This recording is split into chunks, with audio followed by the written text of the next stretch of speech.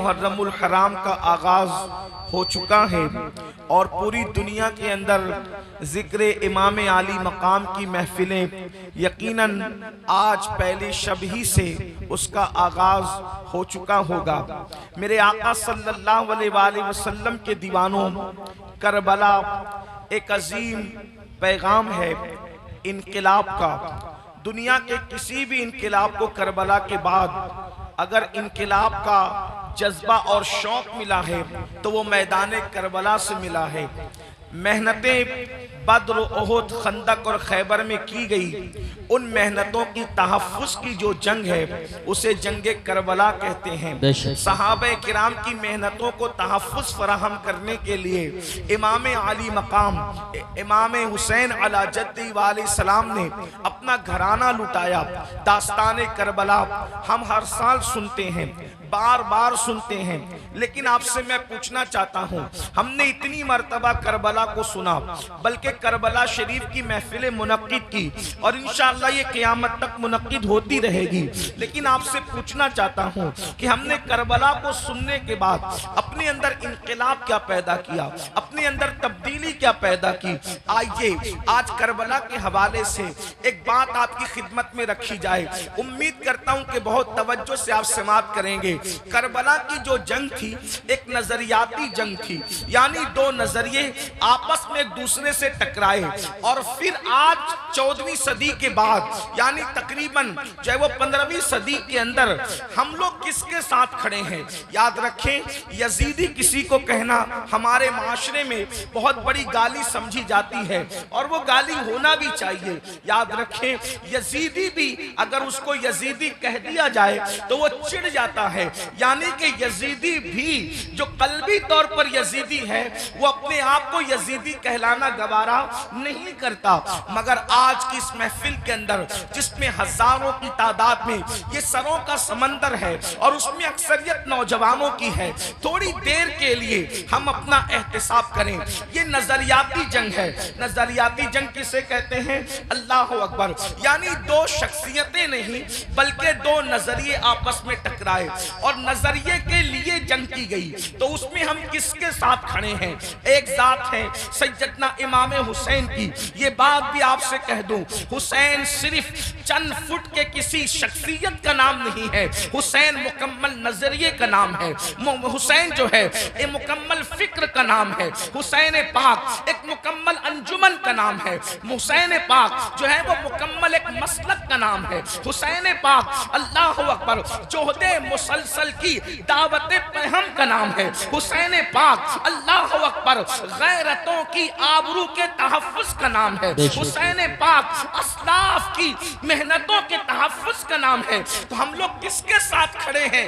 इमाम हुसैन के साथ खड़े हैं या फिर यजीद भी चंद फुट के किसी एक इंसान का नाम सिर्फ नहीं है बल्कि यजीद भी एक नजरिए का नाम है। हम किसके साथ खड़े हैं? अल्लाह अकबर। जो लोग यजीदी नजरिए के साथ खड़े हैं, लाख अपने आप को हुसैनी कह लें, वो हुसैनी हो नहीं सकते। अब ये नजरियात क्या है? थोड़ी देर मैं तारीख के हवाले से आपकी खिदमत में पहले यजीद का नजरिया पढ़ता हूँ और उसके बाद इमाम आली मकाम का नजरिया पढ़ता हूँ। मैं नहीं कहूंगा किसी को, आप नहीं कहेंगे किसी को कि हुसैनी कौन है, यजीदी कौन है। इस महफिल में पहली मुहर्रम किस मुकद्दस शब के अंदर अपने आप में डूब कर सोचना, किसके साथ खड़े हो? यजीद के साथ खड़े हो या शहजादा रसूल के साथ खड़े हो? मेरे आका सल्लल्लाहु अलैहि वसल्लम के दीवानों, आखिर यजीद से इमाम आली मकाम को इख्तिलाफ क्यों है? इमाम उससे इख्तिलाफ क्यों करते हैं? उसकी वजह यह है कि यजीद जो है वो दीन यानी जिसमें सिर्फ नमाज हो और वो भी नमाज सिर्फ नाम को नमाज हो, रोजे सिर्फ नाम को हो, हज सिर्फ नाम का हो, ज़कात सिर्फ नाम की हो, सदका तो खैरात सिर्फ नाम के हो, यानी चंद टोपियां दाढ़ियां बज़ाहिर ये एक देखने की चीज हो। यजीद जो है इस मजहब से, इस दीन से बज़ाहिर कोई इख्तिलाफ नहीं करता था, वो रूह दीन को मिटाना चाहता था, मजहब की रूह को मिटाना चाहता था, मजहब की असल को मिटाना चाहता था। आप कहें देखेंगे मजहब की असल क्या है। नंबर एक, सबसे पहली मजहब की असल ये है कि रसूलुल्लाह सल्लल्लाहु अलैहि वसल्लम से मोहब्बत अपनी जान से ज्यादा की जाए, अपने माल से ज्यादा की जाए, अपने वतन से ज्यादा की जाए। सबसे पहली असास मजहब की ये है।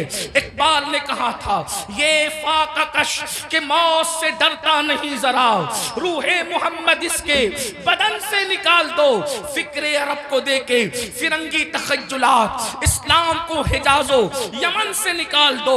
वो रसूलुल्लाह की अकीदतें, वो रसूलुल्लाह की मोहब्बतें, वो रसूलुल्लाह का प्यार। अल्लाह अकबर, नबी का नाम तो लिया जाए लेकिन एहतराम वो ना हो जो सिद्दीक अकबर के कल्ब में था, जो फारूक आजम के दिल में था, जो उस्मान गनी के दिल में था, जो मौला अली के दिल में था, जो साद, सईद, तलहा, जुबैर, अबू उबैदा इब्नुल जर्राह, बिलाल हबशी, अबू हुरैरा, खालिद इब्न वलीद के दिल में था। अल्लाह अकबर, यानी कि हुजूर अलैहिस्सलाम की शख्सियत एक आम इंसान की तरह रह जाए। मैं जितने हवाले आपके सामने जितनी बातें कर रहा हूं, इंशाअल्लाह इसके हवाले यकीनन मैं आपको देने के हवाले से तैयार हूं, लेकिन आप थोड़ा सा उसको पहले समाप्त कर लें। अल्लाह अकबर। उसके बाद यजीद का अंदाज ये था, अल्लाह अल्लाह, मुसलमान और काफिर के दरमियान फर्क करने वाली चीज नमाज है। सहाबा यही कहते रहे कि हम रसूलुल्लाह के जाहिरी दौर में मुसलमान और काफिर के दरमियान जो फर्क करते थे वो नमाज की वजह से करते थे, और वहां यजीद का हाल ये था। अल्लाह अकबर। बाद में आप मरवानी दौर में देखें यजीद की फिक्र, अल्लाह अकबर, जुमा की नमाज का हाल ये था कि जुमा का खुतबा इतना तवील करने वाले ने तवील किया कि असर का वक्त भी जाने लगा। तो अल्लाह अकबर, अल्लाह अकबर। फिर क्या हुआ, हजरत सैयदना अब्दुल्ला इब्ने उमर जैसी हस्तियों ने टोका तो अल्लाह अकबर, कहने वाले ने कहा कि मैं ये चाहता हूं कि आपके गर्दन का बोझ जो आपके जिस्म पर है उसको खत्म कर दिया जाए। मेरे आका अलैहिस्सलातु व तस्लीम के प्यारे दीवानों, इसी तरीके से आप देखें, यानी कि दीन बदलना, दीन का नाम लेकर दीन बदलना, वो दीन जिसमें नमाज ना हो यानी रूहे नमाज, वो दीन जिसके अंदर अल्लाह अकबर नशे की मुकम्मल तौर पर कोई रुकावट ना हो बल्कि नशा किया जाता हो। बल्कि यजीद के बारे में हाफिज इब्ने कसीर यहां तक लिखते हैं कि यजीद उस नशेड़ी का और नशा करने वाले का नाम है कि जिसने सफरे हज में भी शराब पीना बंद नहीं किया। वो उसने सफरे हज में भी, संबल वालों और गिरदो नवा से आने वालों, आपसे पूछना चाहता हूं, हमारे हिंदुस्तान का कितना भी बिगड़ा हुआ आदमी अगर हज के लिए जाए तो कम से कम वो सफरे हज में शराब नहीं पीता। अल्लाह अकबर। लेकिन वो किस कदर बदबख्त था, किस कदर बदतरीन और पलीत था इब्ने कसीर के कौल के मुताबिक कि उसने सफरे हज में भी शराब पी। और बाज मुअर्रिखीन ने तो यहां तक उसके बारे में कहा है कि उसने अशआर कहे। अगर मुअर्रिखीन ने इंसाफ से काम लिया है तो मैं अहले इल्म की तवज्जो चाहता हूं, मैं सिर्फ नाकिल की हैसियत से इसको बयान कर दूं। अल्लाह अकबर। उसने कहा कि अगर दीने मुहम्मदी में शराब हराम है तो फिर ईसाई बन करके शराब पी लेना चाहिए। ये उसका नजरिया था। वो बंदर नचाता था, आपको पता है, वो बांसुरी बजाता था, आपको पता है। अल्लाह अकबर। और यहां तक के ख्वाजा हसन निजामी जैसे लोगों ने तो बहुत बड़ी बातें उसके बारे में लिखी, लेकिन मैं बहुत एहतियात के साथ ये बात करूं कि यजीद उस बदतरीन इंसान का नाम है जिसने अपनी सौतेली मां पर तक पाप की नजर डाली।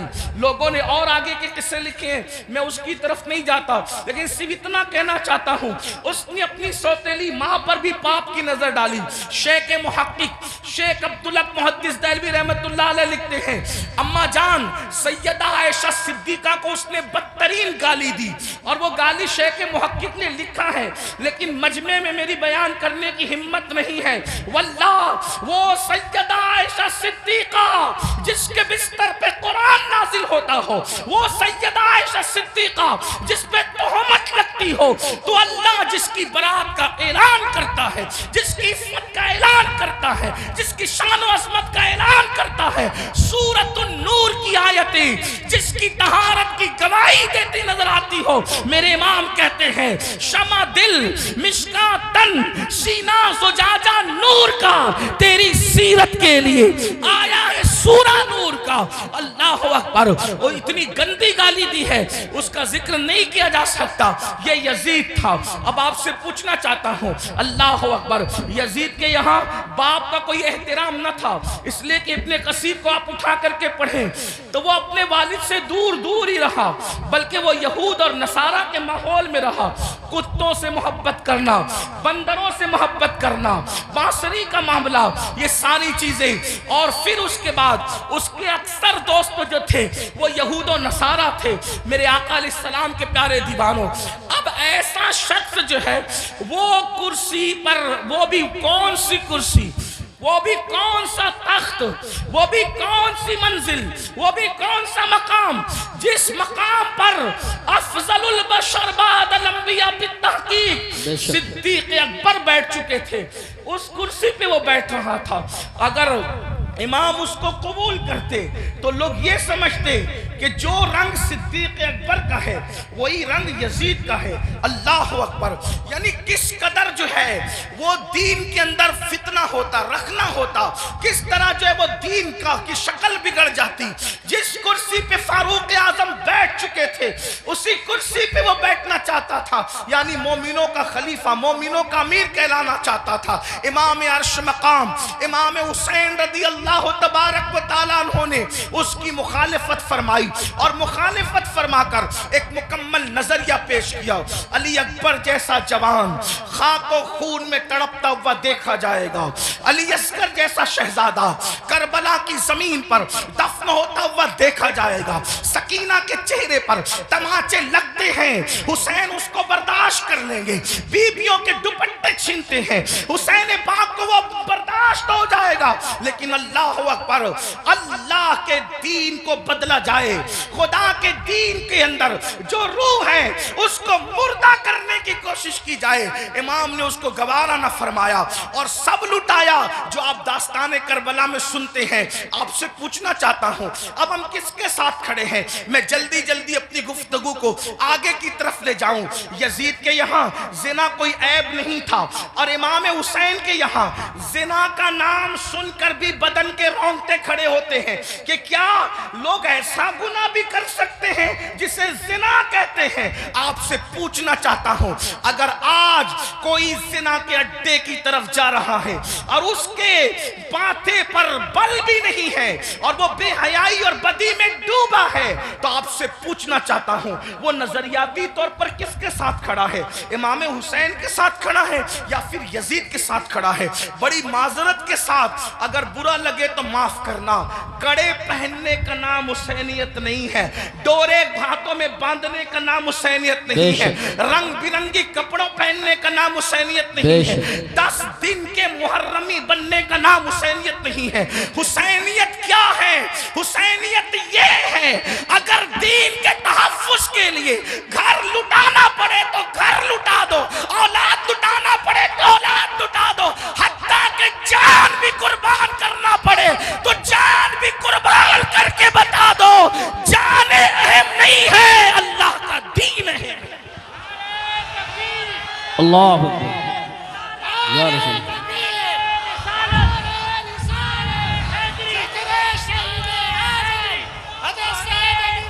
बड़ी माजरत के साथ कुछ लोगों ने हुसैनियत को बहुत सस्ता कर दिया। अगर डोरे कड़े और कलर के कपड़ों का नाम हुसैनियत होता या चंद महफिलों का नाम हुसैनियत होता, फिर तो पूरी दुनिया हुसैनियत की तरफ आ जाती। हुसैनियत इतनी आसान तो नहीं है ना। उस दौर में भी 22,000 का लश्कर अलग खड़ा है और 72 नफूस अलग खड़े हैं। इससे पता चला हुसैनियत आसान नहीं है। अब अपने आप में डूबकर सोचो, क़यामत के दिन अल्लाह अकबर किसके साथ उठोगे? मेरी कौम के वो जवानों जो अपनी रातों को गंदी फिल्मों के साथ जो है वो अल्लाह अकबर जहन्नम के अजाब को कबूल करते हुए, खुदा के चैलेंज से न डरते हुए, नरम नरम गद्दों पे लेटकर अगर जिना के मनाजिर देख रहे हो तो मैं यहाँ उलमा मौजूद है, एक बात अर्ज करूं कि यजीद भी तो कहीं फिर ऐसा काम करने वालों से इस मामले में 2 कदम पीछे नजर आ रहा है। और मेरी कौम के वो जवान जो अपने आप को हुसैनी कह रहे हैं, वो इस मामले के अंदर, इस मामले में कह रहा है, क्या वो यजीद से 2 कदम आगे नजर नहीं आते? अल्लाह, बताओ तो सही, शहजादे रसूल से मोहब्बत का दावा, और कोई मुसलमान ये तसव्वुर कर सकता है कि वो जिना के अड्डे पे जाए? वो जिना जिसके बारे में अल्लाह के रसूल सल्लल्लाहु अलैहि वसल्लम गैबदा नबी ने फरमाया कि क़यामत के दिन जानियों को आग के कपड़े पहनाए जाएंगे, आग का कुर्ता पहनाया जाएगा, और उनकी शर्मगाहों पर जहन्नम की आग भड़काई जाएगी। फिर उसके बाद दूसरी चीज शराब को लेने, नशा को लेने। अल्लाह अकबर, 16-16, 17-17 साल के लड़के आज हमारे नशा की तरफ जा रहे हैं, और अल्लाह अकबर, नशा की तरफ जो चीज ले जा रही है, मुझे ऐसा महसूस हो रहा है कि हुक्का जो है वो इंसान को नशे की तरफ तेजी के साथ ले जा रहा है। मैं हुक्के पर कोई हुक्म तो नहीं लगा रहा हूँ, वैसे कहीं कोई मैं मुफ्ती भी नहीं हूँ कि मैं हुक्के पर कोई हुक्म लगाऊँ। हुक्म बयान करना मेरा काम नहीं, मैं एक छोटा सा तालिब इल्म हूँ। इस्लाह मुआशरा की महफिल में सिर्फ दिल का दर्द लेकर के आया हूँ। इब्तिदा हुक्के से होती है, हुक्का तो कोई हराम नहीं, इस तरह की लोग बात करते हैं, फिर धीरे धीरे सिगरेट पर आते हैं, और सिगरेट के अंदर फिर क्या क्या लगा के पिया जाता है मुझसे ज्यादा आप लोग जानते हैं, और आप लोगों से ही हम तक बातें पहुंचती है, और फिर धीरे धीरे इंसान एमडी का, नशे का, और खुदा जाने किस किस चीज का आदी हो जाता है। आपसे पूछता हूं, यजीद भी नशा कर रहा है, आप भी नशा कर रहे हैं, और यजीद के और आपके नशे में फर्क क्या है? अल्लाह अकबर, शायद यजीद ने एमडी वगैरह को ख्वाब में भी नहीं देखा होगा। अल्लाह अकबर, अंदाजा फरमाए किस तरफ जा रहे हो। अल्लाह अकबर, इमाम आली मकाम अला जद्दी वाली सलाम के सामने ये चैलेंजेस थे। आप अपनी कौम को जराइम से बचाना चाहते थे, आप अपनी कौम को गुनाह से बचाना चाहते थे। जानते हैं अल्लाह के रसूल सल्लल्लाहु अलैहि वसल्लम ने बस्तियों के उजड़ने और घरों के उजड़ने के लिए जो बात बयान फरमाई है, उसको दिल के कानों से सुने। अल्लाह के गैबदा नबी सल्लल्लाहु अलैहि वसल्लम इरशाद फरमाते हैं, रातों को कुछ लोगों के मकानात खुद ब खुद जमीन में धंस जाएंगे, जमीन के अंदर जो है जमीन बोश हो जाएंगे। आप कभी सुनते हैं ना कि फला बिल्डिंग गिर गई, फला बिल्डिंग जमीन में दफन हो गई। मैं ये नहीं कहता कि सब इसी वजह से होती है, लेकिन अल्लाह के हबीब गैबदा नबी सल्लल्लाहु अलैहि वसल्लम घरों के उजड़ने के, घरों के जमीन बोश होने के असबाब क्या बयान करते हैं। लोग कहते हैं हमारे घरों पर ये चल रहा है, वो चल रहा है। मैंने कहा जो चला रहे हैं हम उनके भी साथ नहीं है, लेकिन अपना करतूत भी तो देखो। कुरान कहता है वमा असाबकुम मिन मुसीबतिन फबिमा कसबत ऐदीकुम, कि तुम पर जो भी मुसीबत आती है वो तुम्हारे किए धरा है, वो तुम्हारे बुरे अमाल का नतीजा है। अल्लाह अकबर, क्या हुआ? आका इरशाद फरमाते हैं सल्लल्लाहु अलैहि वसल्लम कि कुछ लोगों के मकान रातों रात जमीन पे गिर जाते हैं, जमीनों में धंस जाते हैं। सहाबा ने पूछा या रसूल अल्लाह उसकी वजह क्या है?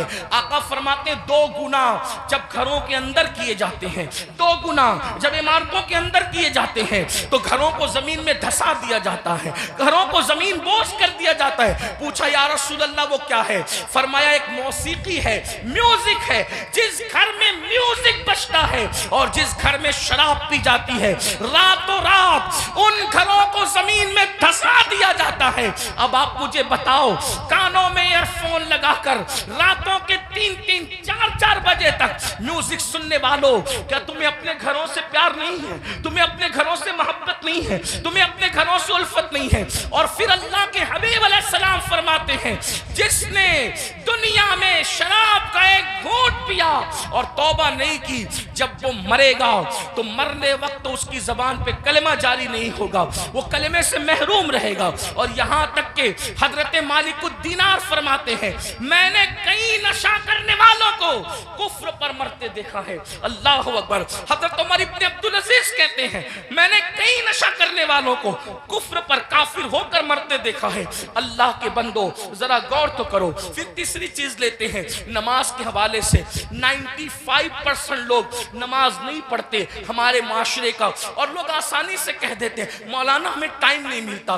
बल्कि आशूर के शब में भी, जिसमें जुमेरात ही को जंग हो रही थी करबला की, अक्सर मौर्रिखीन कहते हैं जुमेरात को कोई जो है वो जंग का आगाज कर दिया था। इमाम पाक ने पूछा गाजी अब्बास से, अब्बास क्या कर रहे हैं ये लोग? कहा वो तो जंग शुरू करने की बात करते हैं। कहा उनसे कह दो कि हमें नमाज बहुत पसंद है, हमें तिलावत बहुत पसंद है, हमें गिरिया अल्लाह के लिए करना बहुत पसंद है, जिक्र अस्कार बहुत पसंद है। वो जंग तो होनी है, लेकिन एक रात की वो हमें मोहलत दे दे, ताकि आने वाली रात शब आशूर है, उसमें हम अल्लाह की इबादत करें, गिरिया वजारी करें। आपसे पूछता हूं, इमाम तो मोहलत ले रहे हैं इबादत के लिए, और अल्लाह रब्बुल इज्जत ने हमें पूरी जिंदगी दी है, इबादत की तरफ नहीं आते। कितनी सादगी से इंसान कहता है मौलाना टाइम नहीं मिलता। मुझे बताओ हमसे बढ़ करके मक्र कौन कर रहा है? हम कहते हैं टाइम नहीं मिलता। अगर तिलावत के लिए टाइम नहीं है तो घंटों घंटों व्हाट्सएप पर वक्त के लिए कैसे टाइम मिलता है? अगर अल्लाह की इबादत के लिए टाइम नहीं है तो फेसबुक पर यूट्यूब पर घंटों गुजारने के लिए टाइम कैसे मिलता है? दोस्तों के साथ गपशप करने के लिए टाइम कैसे मिलता है? याद रखिए अल्लाह के बंदो, कब तक अय्याशियां करते रहोगे? कब तक जराइम करते रहोगे? कब तक खुदा के गजब को चैलेंज करते रहोगे? कब तक अल्लाह के अजाब को दावत देते रहोगे? कब तक खुदा के अजाब से गफलत बरतते रहोगे? याद रखना अल्लाह ने किसी को बहुत लंबी उम्र हमेशा के लिए नहीं दी है। आखिर मौत है मौत, आखिर मौत है मौत। जब उसने महबूबों को मौत दी है तो फिर मरदूदों का क्या हाल होगा? जब उसने मुकर्रबीन को मौत का मजा चखाया है तो दूर रहने वालों का क्या हाल होगा? याद रखना जिस दिन रूह का रिश्ता जिस्म से टूट जाएगा उस दिन सिवाय पछतावे के कुछ हाथ नहीं आएगा।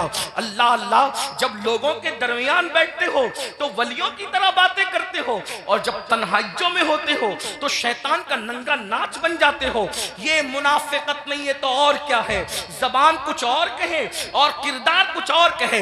कुरान कहता है लिमा तक़ूलूना मा ला तफ़अलून, वो क्यों कहते हो जिस पर खुद अमल नहीं करते। मुसलमानों बताओ, अल्लाह अकबर, हमें नमाज के लिए टाइम नहीं। कौन नमाज? वो नमाज जो मेराजुल मोमिनीन है, वो नमाज जो रसूलुल्लाह सल्लल्लाहु अलैहि वसल्लम की आंखों की ठंडक है, वो नमाज जो गुनाहों से इंसान को ऐसे पाक कर देती है जैसे गुस्ल करने वालों के जिस्म का मैल खत्म हो जाता है, वो नमाज जो अल्लाह से बंदे को करीब कर देती है, अल्लाह का कुर्ब नसीब होता है जिस नमाज से। कौन सी नमाज? वो नमाज जिसकी बुनियाद पर इंसान रहमतों का मुस्तहिक होता है। कौन सी नमाज? वो नमाज जिससे रोजी में बरकत होती है, वो नमाज जिसके बाद दुआएं कबूल होती है, वो नमाज जिसके पढ़ने से बीमारियों का खात्मा होता है, वो नमाज जिसके बाद इंसान को मकाम महबूबियत मिलता है, वो नमाज। अल्लाह अकबर, सारे अहकामात जमीन पर भेजे गए, लेकिन जब नमाज देना हुआ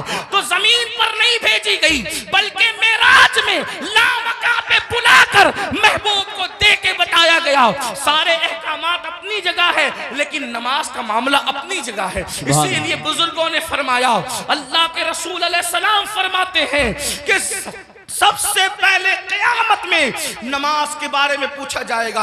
अगर नमाज का मामला आपका क्लियर हुआ तो सारे मामला क्लियर कर दिए जाएंगे, और अगर नमाज के मामले में अटक गए, नमाज के मामले में फंस गए तो फिर इंसान बच ना सकेगा। आप मुझे बताएं, हमें अल्लाह से डर नहीं लगता? जिस क़यामत के दिन के बारे में काबे अहबार कहते हैं, अगर 70 अंबिया के बराबर भी कोई अमाल बफर्ज़े महाल लेकर के पहुंचे तो भी वो अपने अमाल को हकीर जानेगा, हकीर। आपसे पूछता हूं क्यों वक्त नहीं निकालते? अब आइए आपसे पूछूं, इमाम तो सजदे की, इमाम तो अल्लाह अकबर शहादत के वक्त भी सजदा करते हैं। कितना दर्दनाक वक्त होगा अल्लाह अल्लाह, जब इंसान का एक्सीडेंट होता है और वो मौत को करीब देखता है तो इंसान अपनी जान की फिक्र करता है। मगर कुर्बान मेरे इमाम शहीद करबला ने जब आखिरी वक्त आया तो भी अपने सर को सजदे में रखा और सर सजदे में रख करके बता दिया, औरों को जान से मोहब्बत है लेकिन अली के बेटे को अपनी जान से ज्यादा सजदे से मोहब्बत है।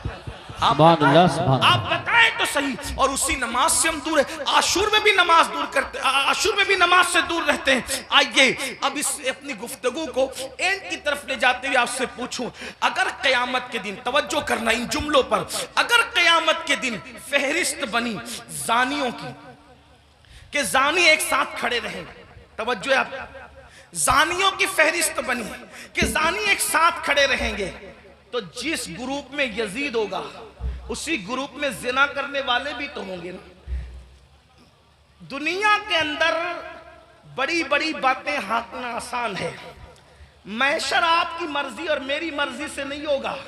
महशर को महशर कहते इसलिए हैं कि वहां बड़े बड़े मुकर्रबीन भी नफ्सी नफ्सी कहेंगे। अल्लाह थोड़ा किसी के दिल की फरियाद दिल के कानों से सुनो, मेरी कौम के जवानों जहन्नम का ईंधन बनने नहीं आए हो, मेरी कौम के जवानों अल्लाह को नाराज करने नहीं आए हो। इमाम आली मकाम से जान से ज्यादा मोहब्बत करने वाले मेरे सुन्नियों, आपसे पूछता हूं थोड़ा गौर करना, ईमान वाले दिल पे हाथ रखकर सोचना, जानियों की फहरिस्त बनेगी कि सारे जानी एक साथ खड़े रहे, तो बताओ जहां यजीद होगा वहां जानी लोग होंगे कि नहीं होंगे? और निगाहों की पाकीज़ा, निगाहों को पाकीज़ा रखने वालों की फहरिस्त बनेगी कि जो निगाहों को नीचा रखते थे, औरतों को पाप की नजर से नहीं देखते थे, जिनकी निगाहों में तकद्दुस था, वो सब एक तरफ खड़े रहे। तो बताओ अल्लाह अकबर, निगाहों को तहफ्फुज देने वाले इमाम हुसैन के साथ खड़े होंगे और जिना करने वाले यजीद के साथ खड़े होंगे। अगर क़यामत में ऐसा हो गया, अगर हो गया कि बेनमाजी एक साथ रहे और नमाजों की पाबंदी करने वाले एक साथ खड़े रहे, तो बताओ यजीद के साथ खड़े होंगे कि नहीं होंगे बेनमाजी? और जो नमाजों को तहफ्फुज देते थे वो उस शहीद के साथ खड़े होंगे कि नहीं होंगे, जिसने सर को सजदे में कुर्बान किया है, सर सजदे में कुर्बान किया है। अल्लाह अल्लाह किसी ने कहा था, हो सके तो लाइए दोनों जहां मीजान में, मैंने एक सजदा जमीने करबला से ले लिया। अल्लाह अकबर। बताओ मुसलमानों, तो पता चला ये नजरियात की जंग है, ये नजरियात की जंग है। आपसे पूछूं, जंग में जब इंसान जाता है, जंग में जब इंसान जाता है फौज लेकर जाता है, बहन लेकर नहीं जाता। जंग में इंसान जाता है फौज लेकर जाता है, बीबियां लेकर नहीं जाता। जंग में इंसान जाता है, अल्लाह अकबर, फौज लेकर जाता है, सौतेले भाई लेकर नहीं जाता। जंग में इंसान जाता है 6 महीने का बच्चा लेकर नहीं जाता। इमाम आप जंग में भी जा रहे हैं, और कुछ लोग तो ये कहते हैं कि चलो इत्तेफाकी हादसा हो गया।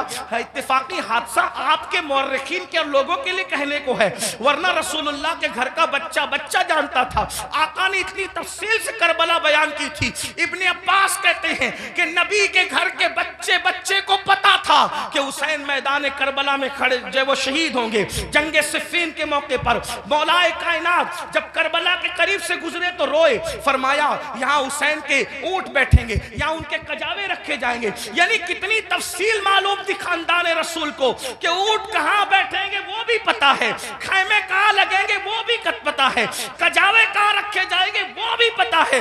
आप कहते हैं हादसा हो गया, लेकिन ये हकायक है, सच्चाई है। इमाम आप जंग के लिए जा रहे हैं, लेकिन बीबियां ले जा रहे हैं, जंग के लिए जा रहे हैं, बहनें ले जा रहे हैं, जंग के लिए जा रहे हैं, बेटियां ले जा रहे हैं, जंग के लिए जा रहे हैं, बच्चे ले जा रहे हैं, जंग के लिए जा रहे हैं, सौतेले भाई ले जा रहे हैं। ऐसा क्यों?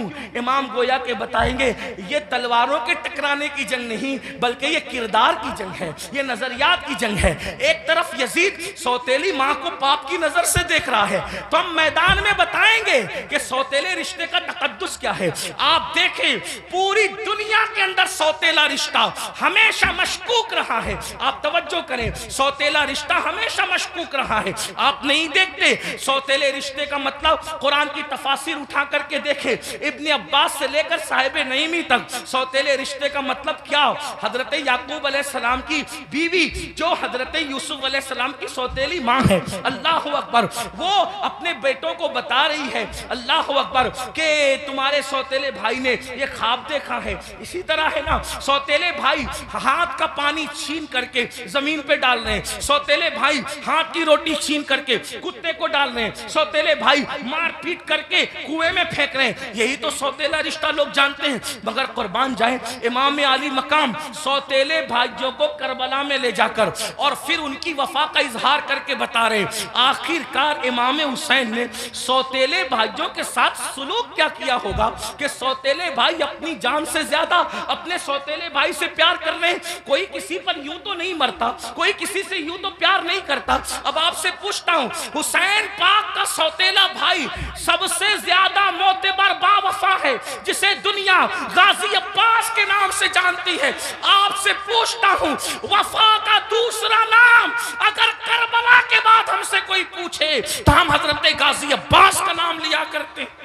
शिमर ने अल्लाह अकबर रिश्तेदारी की वजह से हजरत अब्बास को अमान लिखी, उनके भाइयों को अमान लिखी। तो हजरत अब्बास ने कहा, शिमर तुझ पर भी लानत है और तेरी अमान पर भी लानत है। वल्लाह तूने नबी के शहजादे को अमान नहीं दी, उनको काटना चाहता है, हमें बचाना चाहता है। हुसैन के बाद जिंदा रहने को हम पसंद ही नहीं करते। ये एक सौतेले भाई का जज्बा। अब आपसे पूछता हूं, अगर आप करबलाई है, अगर आप हुसैनी है, तो इस मजमे में अपने दिल में सोचो, आपके सगे भाई के साथ आपका सलूक क्या है? करबला सिर्फ काले कपड़ों का नाम तो नहीं है ना पहनने का। करबला सीना पीटने का नाम नहीं। हमारे दरमियान करबला उसवे मुस्तफा की तफसीर का नाम है। हमारे नजदीक करबला बद्र ओहद के मकसद की तकमील का नाम है। आप समझते क्या है करबला को, लेकिन हमारे अंदर करबला कहाँ है? हमने रस्मी और इसमी करबला को तो देखा, हमने हकीकत करबला को नहीं देखा। बताओ आपका और हमारा जज्बा भाई के बारे में क्या है? यही ना, उसका खेत हड़प कर लिया, उसका हिस्सा हजम कर लिया, उस पर केस कर दिया, उसके खिलाफ खड़े हो गए। उसकी बेटी को अच्छे रिश्ते आते तो आपको पसंद नहीं आता, आपको हजम नहीं होता। बताएं तो सही, उसके घर में बेटे ही बेटे पैदा हों तो आपको तकलीफ होती है। ये आपका मामला सगे भाई के लिए, और वहां सौतेले भाई के साथ अंदाज क्या है? सरकार गाजी अब्बास के साथ देखें। फिर उसके बाद इमाम अपनी बहन को करबला में लाए। जब इमाम किसी की कोई बात नहीं मानते, तवज्जो करना, जब इमाम किसी की कोई बात नहीं मानते तो सैयदा ज़ैनब खड़ी होकर कहती है, भैया ये कर लो, भैया ये कर लो। बहन की कोई बात नहीं टलती। गोया कि हुसैन बता रहे वहां बहन का कोई तकद्दुस नहीं है, और यहां बहन के तकद्दुस का आलम यह है कि बज़ाहिर अगर हजरत इमाम के अपनी फिक्र के खिलाफ बहन बात कर रही है तो इमाम उसको ही मानते नजर आ रहे। किसने नहीं कहा था कि अली असगर को ले जाएं और यजीदियों से कहें कि पानी पिलाते?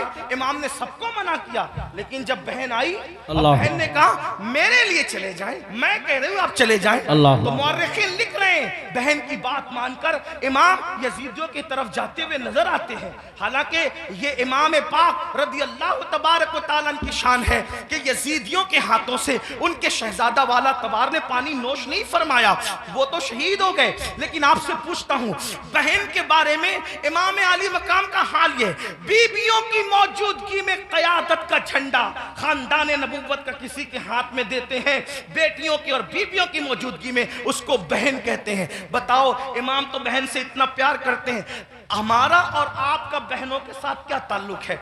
हमारा और आपका बहनों के साथ क्या रिश्ता है? आप बताएं मुझे। अगर बहन घर आ जाए 4 बच्चों को लेकर तो भाई और भाभी बात करते हैं, खिलाएंगे कहां से? हैरत की बात यह है, जिस कौम की सोच फिक्रे हुसैन से इस कदर गिर जाए, फिर क्या उस कौम के लिए ना कहा जाए कि वो नाम के लिए तो हुसैनी बनी है, लेकिन अफकार के एतबार से वो कहीं ना कहीं यजीदियत का शिकार है। मेरे आका सल्लल्लाहु अलैहि वसल्लम के दीवानों, जानते हैं बहन का मकाम क्या है, बहन का मर्तबा क्या है? और ये अल्लाह के रसूल अलैहिस्सलाम से सीखा। आका अलैहिस्सलाम की कोई हकीकी बहन न थी, लेकिन जब जंगे हुनैन के मौके पर अल्लाह अकबर, हुनैन के अंदर वाफर मिकदार में, कसीर मिकदार में जब वो गनीमत का माल आया तो उस वक्त तो एक खातून आई और आने के बाद कहा, ए मोहम्मद मैं आपकी बहन हूं, मैं आपकी बहन हूं। हुजूर अलैहिस्सलाम को उस बहन से जुदा हुए तकरीबन कमोबेश आधी सदी बीत चुकी थी। अल्लाह के हबीब अलैहिस्सलाम ने कहा, तुम मेरी बहन हो, नाम क्या है? कहा, मेरा नाम शैमा है, मैं हलीमा की बेटी हूं। आका अलैहिस्सलाम ने फरमाया, शैमा को तो जानता हूं, हलीमा को भी जानता हूं, मेरी वो माँ है, रजाई माँ, लेकिन शैमा तुम मेरी बहन और तुम ही हो, इसकी निशानी तुम्हारे पास क्या है? अल्लाह, क्या निशानी है मुझे बताओ। तो हजरत शैमा कहती है, एक बात ऐसी है जो सिर्फ तुम और मैं जानते हैं, तीसरा कोई नहीं जानता हमारे सिवा। का वो कौन सी? तो आका अलैहिस्सलाम से उन्होंने अर्ज किया, एक दिन मैं आपको कहीं ले जाना चाहती थी, एक दिन मैं आपको कहीं ले जाना चाहती, आप आना नहीं चाहते थे, मैंने जबरदस्ती की, गोद में छीना। आपने अक्सर ये मंजर देखा होगा घरों में कि बड़ी बहनें भाई को गोद में ले जाना चाहती है, वो नहीं आना चाहता, तो क्या होता है, वो जबरदस्ती खींचती है, तानती है, ऐसा करती है। तो शैमा कहती है आप नहीं आना चाहते थे, मैं ले जाना चाहती थी, मैंने जबरदस्ती की, तो आपने मेरे कंधे पर दांत काट लिया था, और वो दांत काटने का निशान अब भी मौजूद है। हुजूर अलैहिस्सलाम ने ये सुना तो इतना हंसे अपनी शान के मुताबिक कि हुजूर अलैहिस्सलाम की दाढ़ें नजर आई, और फिर जब ये साबित हो गया कि शैमा यही है, तो आका ने फरमाया ऐ मेरे सहाबा, शैमा के ससुराल की बकरियां, भेड़े, ऊंट, घोड़े जितने गनीमत में आए हैं, चूंकि ये मेरी बहन है, मैं इसको वापस करता हूं, तुम लोग भी वापस करो। सुभान अल्लाह, नारे तकबीर। फरमाए बहन का ये इकराम है, हालांकि वो हकीकी बहन नहीं है, वो हकीकी बहन नहीं, रज़ाई बहन है। इकराम देखो, एहतराम देखो, हमारे पास बहन का क्या एहतराम है। अगर बहन जवान हो गई, उसको रिश्ते नहीं आ रहे हैं, तो भाई बोझ समझता है, बोझ समझता है, और जब भाई बोझ समझता है तो वो देखती है कि भाई का मुंह अच्छा नहीं, बाप बोझ समझ रहे, बाप का मुंह अच्छा नहीं, माँ बोझ समझ रही, बाप का मुंह, माँ का मुंह अच्छा नहीं, तो फिर एक बेटी ये फैसला करती है, जिस घर में न भाई अपना हो, न बहनें अपनी हो, न माँ अपनी हो, न बाप अपना हो, सब तो मुंह उतार करके मुझे बोझ समझते हैं, तो फिर वो मजबूरन ये फैसला करती है कि फिर बाहर जहां से प्यार मिल रहा है, प्यार अगरचे धोखे की तौर पे मिल रहा है, अल्लाह अकबर, फिर क्यों ना उसी का हाथ पकड़ लिया जाए।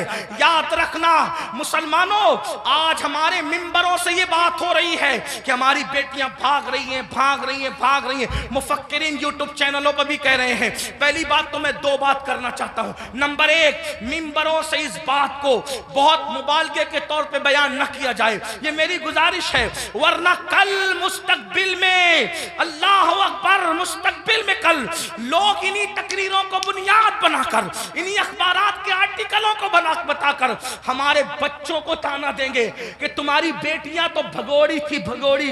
कौन की बेटियां भगोड़ी थी? कोई कहता है 30 लाख चली गई, कोई कहता है 40 लाख चली गई, कोई कहता है 50 लाख चली गई। मैंने कहा हजरत जी सबूत तो बताएं, इतनी चली गई कहां गई, जरा ये तो बताएं। वो कहा मीडिया में आया है। मैंने कहा ओ नादानो, थोड़ा तो जरा शऊर करो, हर बात तो बोलने की नहीं रहती।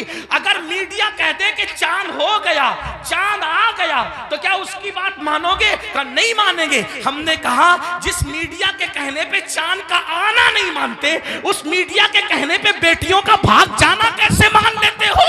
वल्लाह आज भी मुसलमानों की बेटियों में इतनी गैरत है कि किसी और की मां में उतनी गैरत नहीं है। लेकिन कहीं कुछ गई है, कहीं कुछ गई, मैं जानता हूं, इनकार नहीं कर रहा हूं, कहीं कुछ गई है, लेकिन कौन गई है? वो गई है खदीजतुल कुबरा का किरदार जिसने नहीं सीखा। कौन गई है? आयशा सिद्दीका का किरदार जिसने नहीं सीखा। कौन गई है? सैयदा फातिमातुज़ ज़हरा का किरदार जिसने नहीं सीखा। कौन गई है? सैयदा ज़ैनब का किरदार जिसने नहीं सीखा। वो चंद गई है। लेकिन याद रखना, हम इतना मुबालगा न करें, इसलिए कि बातें बातें होती है, हकीकतें हकीकतें होती है। अल्लाह अकबर, अपनी बातों को दिलचस्प बनाने के लिए पूरी कौम की आबरू का हम सौदा न करें, थोड़ा सा हमें ख्याल करना होगा। और एक बात कहता हूं, एक बात कहता हूं, लेकिन चले चंद गई तो गई, एक बात कहता हूं, बहुत पूरे यकीन से कहता हूं, उलमा मौजूद हैं, मेरे मखदूम भी मौजूद हैं, सादात किराम भी मौजूद हैं। अल्लाह अकबर, जब तक मुसलमान बेटी को जन्नत समझता था, उस वक्त तक हमारी बेटियां घर से कभी नहीं भागी थी। जब से मुसलमान ने बेटी को बोझ समझा है, अब हमारी बेटियां घरों से जा रही है। अगर जा रही है चंद, तो बोझ समझा इसलिए जा रही। बेटियों को बोझ न समझो, बेटियां बोझ नहीं है, जन्नत है। बेटियां बोझ नहीं है, जन्नत है। बहनें बोझ नहीं है, जन्नत है। इसलिए उनकी खिदमत करो। क्या लोगों को यह नहीं पता?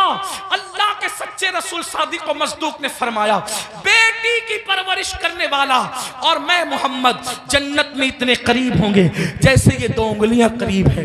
आपसे पूछता, ये लोग कहते हैं हजरत ऐसा तावीज दी हमेशा बरकत रहे। मैंने कहा बेटी, उस तावीज का नाम है क़यामत तक बरकत रहे। वो कैसे का हदीस सुभान पाक में आता है, जिस घर में बेटी पैदा होती है उस घर में फरिश्ते आते हैं और उसको चारों तरफ से घेर कर कहते हैं, ऐ कमजोर जान से पैदा होने वाली कमजोर जान, जिसके घर में तू पैदा हुई, हम क़यामत तक अल्लाह के हुक्म से उसकी मदद करते रहे। अब बेटी पैदा हो तो मदद यूं उतर रही है और हमने बेटियों को बहुत समझ लिया। तो इमाम करबला में देखो बेटी से प्यार कितना कर रहे हैं। हजरत सैयदा सुकैना, जिन्हें सकीना भी कहते हैं, अब मैं जो है वो तलफ़ुज़ात के जो है वो भूल भुलैया में आपको घुमाना नहीं चाहता, जो लोग कहते हैं वही कहकर आगे बढ़ना चाहता हूँ। लेकिन बहरहाल हजरत सैयदा सकीना को सीने पे सुला रहे कि नहीं सुला रहे, एक बेटी का मर्तबा, करबला के खैमे में इमाम अपनी बेटी को सीने पे रख रहे हैं। आप अंदाजा तो फरमाए, चचा भतीजी के कहने पर फुरात तक जा रहा है, ये सब क्या है? भाई अपनी बहन के कहने पर, इमाम अली अकबर रज़ी अल्लाह तबारक व तआला अपनी बहन के कहने पर वो सब कुछ करते नजर आ रहे हैं, जिसको देख करके इंसान हैरत इस्तिजाब में डूब जाता है। करबला, ये भाइयों करबला, अब इख्तिताम पे सुन ले जरा सा, करबला रिश्तों की वफा का नाम, करबला रिश्तों को ताज़ीम देने का नाम, करबला मोहब्बतों का नाम, करबला एहतराम का नाम, करबला ताज़ीम का नाम, करबला कुरान के तहफ़्फ़ुज़ का नाम, करबला अकीदे की हिफाजत का नाम,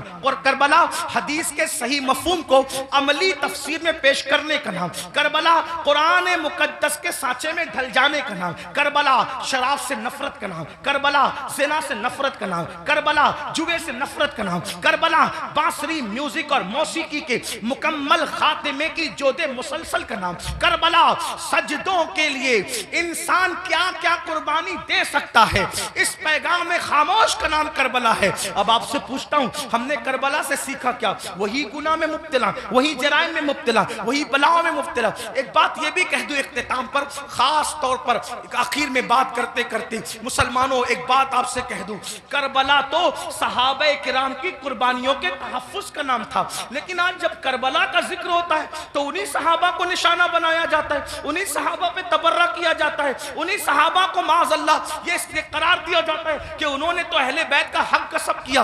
और वो लड़के जो जुमा की नमाज भी 2 रकअत पढ़ के भाग कर आते हैं, ऐसे जैसे स्कूल की छुट्टी होने पर बच्चे भाग जाते हैं, वो सहाबा के किरदार में बात करते हैं कि वो तो ऐसे थे, वो तो वैसे थे। मैं पूछता हूं, किस मुंह से सहाबा को तान करते हो? किस मुंह से सहाबा की अजमत पर उंगली उठाते हो?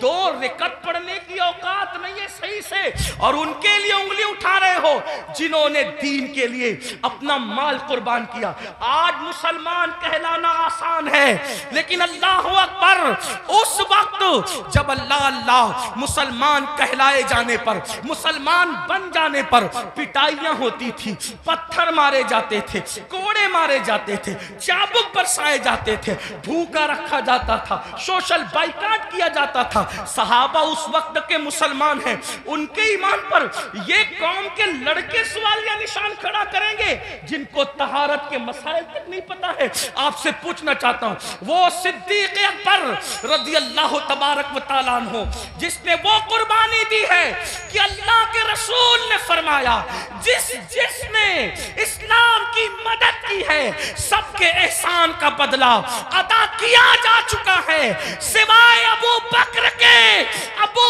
के एहसान का बदला क़यामत में अल्लाह तबारक व तआला अता फरमाएगा। ऐसे लोगों को गासिब कहा जाता है, ऐसे लोगों को हक तलफ किसका? अहले बैत का। मुझे बताओ मुसलमानों, जरा गौर करो, उस फारूक आजम के बारे में कहा जाता है कि उन्होंने ये किया, ये किया, ये किया। आपसे पूछता हूं, फारूक आजम का किरदार पता है? फारूक आजम का किरदार मालूम है? फारूक आजम के किरदार के बारे में इल्म है?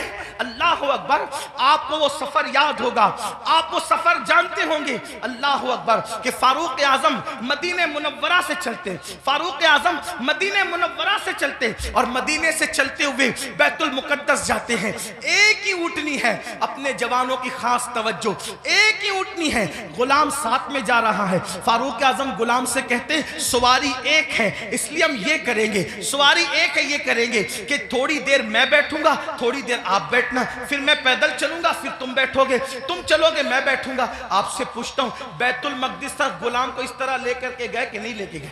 आप बताएं। बोलने से पहले तोलो, किसी की भी बात सुन करके बका मत करो। जो फारूक आजम एक गुलाम की हक तलफी न करें, जो फारूक आजम एक गुलाम की हक तलफी न करें, वो फारूक आजम अपनी आकाजादी सैयदा फातिमा ज़हरा की हक तलफी कैसे कर सकते हैं? आप जानते हैं, कभी गौर तो किया होता, कभी सोचा तो होता, जिससे जो सुना वही बकना शुरू कर दिया। मेरे आका अलैहिस्सलाम फरमाते हैं, मेरे असहाब को बुरा मत कहो, मेरे सहाबा को बुरा मत कहो। और इसी करबला की बात करते हुए सहाबा पे तबर्रा किया जाए, मुसलमानों क्या मुंह लेकर के उठोगे? जानते हैं, शिफा शरीफ में काजी अयाज रहमतुल्लाहि ताला अलैह लिखते हैं कि एक शख्स मर रहा था, उसको मौत आ रही थी, मरते वक्त उसकी जबान पे कलेमा नहीं आ रहा था। अल्लाह अकबर, उसकी जबान पे कलेमा नहीं आ रहा था। उससे पूछा गया कि तू कलेमा क्यों नहीं पढ़ पा रहा है? उसने कहा कि मैं अबू बकर और उमर के गुस्ताखों के साथ बैठा करता था। वो गुस्ताख नहीं था, बल्कि गुस्ताखाने शेखैन के साथ बैठता था। अल्लाह अकबर। तो जो गुस्ताखाने शेखैन के साथ बैठे, सिर्फ बैठे, मरते वक्त तो उसकी जबान पे कलेमा नहीं आता, जो गुस्ताखी करे उसका क्या अंजाम होगा? ये दुनिया चंद दिन की है, ये दुनिया चंद लम्हे की है। बंदों की खुशी के लिए अल्लाह को नाराज न करो। वल्लाहु व रसूलुहु अहक्कु अन युर्दू, अल्लाह और उसका रसूल इस बात के ज्यादा हकदार हैं कि उनको राजी किया जाए। आज ये बहस चल रही है कि कौन कब ईमान लाया था, कौन कब ईमान लाया था। मैंने कहा किसी ने कभी भी ईमान लाया था, ईमान तो लाया था ना, हुजूर ने तो माफ किया था ना, हुजूर ने तो चादर में जगह दी थी ना। जिसको रसूलुल्लाह अमान दे दे, जिसको नबी अमान दे दे, उम्मती को हक क्या है उसको अमान से बाहर करने का? आपसे पूछना चाहता हूं, इसलिए मुसलमानों अपनी हैसियत में रहो। आला हजरत इमाम अहमद रजा मुहद्दिस बरेलवी फतावा रज़विया शरीफ में लिखते हैं, आलिम रब्बानी की तौहीन करने वाला कुफ्र तक जाता है। जब आलिम रब्बानी की तौहीन करने वाला कुफ्र तक जाता है, जो सहाबा की तौहीन करे, सहाबा को गालियां दे, याद रखना स्टेज पर कुछ भी कहो, कमरे की गुफ्तगू तो अल्लाह सुन रहा है, दिलों का हाल तो अल्लाह देख रहा है। इसलिए उनके लिए दिलों में कीना न रखो, उनके लिए दिलों में अदावत न रखो। मुसलमानों क्या बात है, अगर रसूलुल्लाह ऊंट के चमड़े की नालैन पहन ले तो हम उस नालैन को सर पे रखते हैं। आखिर ऊंट का चमड़ा ना देखा, क्या देखा? रसूलुल्लाह की निस्बत देखी। तो जब रसूलुल्लाह की निस्बत की वजह से ऊंट का चमड़ा सर पे रखा जाता है, तो रसूलुल्लाह की निस्बत की वजह से असहाबे मुस्तफा की ताज़ीम क्यों नहीं की जाती, उनका एहतराम क्यों नहीं किया जाता? लेकिन एक बात यह भी ख्याल रखना, एक तबका वो है कि अल्लाह अल्लाह जो सहाबा को हल्का जान रहा है, सहाबा की बेअदबी कर रहा है, कमरों में बैठ करके अपने मानने वालों को उनके खिलाफ कान भर रहा है। लेकिन दूसरा तबका वो भी नजर आ रहा है कि जब अहलुल बैत पर कोई गुफ्तगू होती है तो फिर उसका मुंह उतरता है कि ये अहले बैत की फजीलत पढ़ने वाला कोई राफजी तो नहीं हो गया। हम कहते अल्लाह के बंदो, अहले बैत की फजीलत पढ़ना राफजियत नहीं है, बल्कि सहाबा की गुस्ताखी करने का नाम राफजियत है। वरना देखो, अल्लाह अकबर, हमारे जितने बुजुर्गान दीन है सब ने खुल खुल कर, खिल खिल कर सहाबा की अजमत भी बयान की और अहले बैत की अजमत भी बयान की। आज अगर महफिल में नारे हैदरी लगे तो कुछ लोगों के चेहरे यूं उतरते हैं, हमने खुद मिंबर पे महसूस किया, उनके नाम नहीं जानते वो कौन लोग हैं। अल्लाह अकबर, कि महफिल में अली का नारा लग रहा है, कहीं राफजियों की महफिल तो नहीं। मैंने कहा ये फिक्रे सहाबा नहीं है, फिक्रे अहले सुन्नत नहीं है। हमारी महफिलों में सहाबा के साथ अली ये मुर्तजा का नारा लगता था, लगता है और इंशाअल्लाह लगता रहेगा। बल्कि सहाबा ने तो मेयार करार दिया है ईमान का अली ये मुर्तजा को। फरमाया जब लोगों में बिदअतें फैलने लगी, फितने उठने लगे, तो महफिलों में लोग आते तो हम सोचते कौन अपना और पराया है। तो जब लोगों को छांटना चाहते, लोगों को तकसीम करना चाहते, अपने और पराये का फर्क क्या है, तो हम जिक्र अली करने लगते।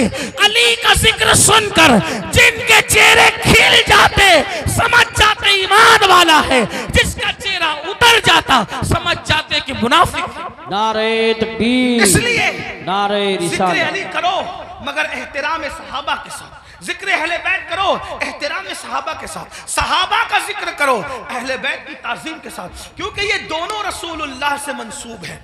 बल्कि यूं कह ले हुजूर के इर्द गिर्द सितारे गर्दिश कर रहे, जो गर्दिश घर के अंदर कर रहे उनको अहले बैत कहते हैं, और जो घर के बाहर कर रहे हैं उनको सहाबा कहते हैं। हुजूर की निस्बत का ख्याल करो। आइए अपनी बात को इख्तिताम तक पहुंचाते हुए ये बात अर्ज करूं, मुसलमानों हमने बातें बहुत की, बहुत बातें की, बहुत बातें की, हम सब जगह हैं, अमल के मैदान में नहीं, अमल से कोरे, जिंदगी गुनाहों में डूबी हुई है।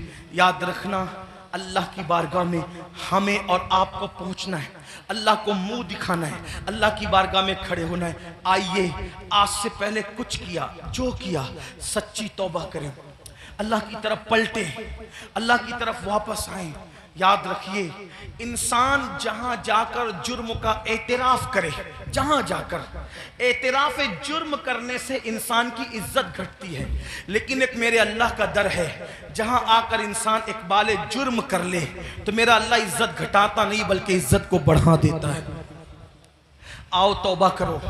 आज मुहर्रम शरीफ की पहली तारीख है। ये मुहर्रम शरीफ हुर्मत वाला महीना है, हुर्मत वाला, यानी जिन 4 महीनों की हुर्मत अल्लाह ने रोज़ अव्वल से मुकर्रर की है उसमें मुहर्रमुल हराम भी है। और अल्लाह के रसूल अलैहि सलाम की एक हदीस ये है कि रमज़ान शरीफ के बाद सबसे ज़्यादा जिस महीने के रोज़े की अहमियत है वो माह मुहर्रमुल हराम के रोज़े, माह मुहर्रम शरीफ के रोज़े। इन दिनों को खुराफात बिदात में गुजारने की बजाय इबादात में गुजार, हो सके तो ये तय कर लो कि रोजाना मैंने नबी और आले नबी पर 1000 बार दुरूद शरीफ पढ़ना है। आप कहेंगे लोग कहते अरे बहुत टाइम लगेगा, कोई टाइम नहीं लगेगा। सल्लल्लाहु अलैहि व आलिहि वसल्लम, ये बहुत मुख्तसर दुरूद शरीफ, बहुत मुख्तसर दुरूद शरीफ है। अगर इस दुरूद शरीफ को आपने पढ़ा 1000 बार, सिर्फ 20 मिनट का टाइम लगेगा, 20 मिनट दुरूद शरीफ पढ़ो। उसके बाद जैसा कि आपने पहले भी सुना, सदका दो, खैरात दो। और एक बात आपको कहूँ, इसको भी ध्यान से, कि जो हम खुराफात पर और बिदात पर पैसा खर्चा करते हैं, उस पैसे को उठा के आप वो सादात किराम जो मालदार नहीं है उन पे खर्चा करो, वो उलमाए किराम जो मालदार नहीं उन पे खर्चा करो। इससे क्या होगा? खुराफात और बिदात के बारे में तवज्जो करना। 2 ग्रुप है, एक ग्रुप कहता है जायज है, एक ग्रुप कहता है नाजायज। जो ग्रुप जायज कहता है वो भी सिर्फ जायज ही कहता है, ना फर्ज कहता है, ना वाजिब कहता है, ना सुन्नत कहता है, नहीं कहता ना। जो जायज साबित भी कर ले खुराफात को तो सिर्फ जायज ही कह सकेगा, फर्ज नहीं कह सकेगा, वाजिब नहीं कह सकेगा। लेकिन भाइयों, अपने मुसलमान भाई की मदद करना तो अल्लाह ने हम पे फर्ज किया है, बल्कि यहां तक फरमाया कि जब तक तुम अपने मुसलमान भाई की मदद करते रहोगे अल्लाह तुम्हारी मदद करेगा।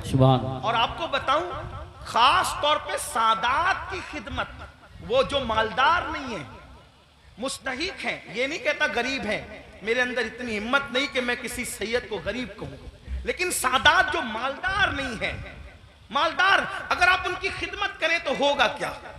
2-3 बातें सुन ले, बात खत्म करते। हजरत सैयदना अब्दुल्ला इब्ने मुबारक रदी अल्लाह ताला हज को जा रहे थे, हज का इरादा था, और हज के इरादे में आपने ये तय किया कि मैंने हज को जाना है, पूरी तैयारी हो गई, इरादा बन गया हज को जाना। अब्दुल्ला इब्ने मुबारक को पता चला कि मेरे पड़ोस में एक सैयद साहब रहते हैं और वो इस वक्त थोड़ा परेशान हाल है, हालात के सताए हुए और हालात के मारे हुए। तो उन्होंने सोचा कि पड़ोसी है, सैयद हैं, मैं उनके नाना के यहाँ जाऊं, मैं हज के लिए जाऊं और इनको भूखा प्यासा तड़पता बिलकता छोड़ के जाऊं। तो उन्होंने क्या किया, इस साल हज नहीं करेंगे, इंशाअल्लाह आइंदा फिर कभी देखेंगे। हज की पूरी रकम उठाकर उस सैयद साहब को दे दिया और उसके बाद आंसू पोंछते हुए अब सब्र करते हुए रह गए।